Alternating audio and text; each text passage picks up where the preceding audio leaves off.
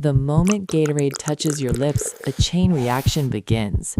It flows into your stomach, carrying water, electrolytes, and glucose your body recognizes instantly. As it moves into the intestines, tiny channels absorb sodium and potassium, pulling water directly into the bloodstream. Hydration speeds up, circulation improves, your heart pumps faster, delivering electrolytes to muscles that are tired and depleted. Muscle fibers rehydrate, regain strength and control. In the brain, neurons fire more efficiently, signals sharpen, focus improves, reaction time tightens.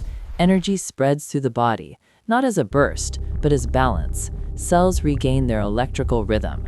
But too much can tip the scale. Excess sugar may spike blood glucose, slowing energy later. Sensitive stomachs may feel irritation. Used at the right moment, Gatorade doesn't just quench thirst, it helps your body recover, rebalance, and move forward stronger.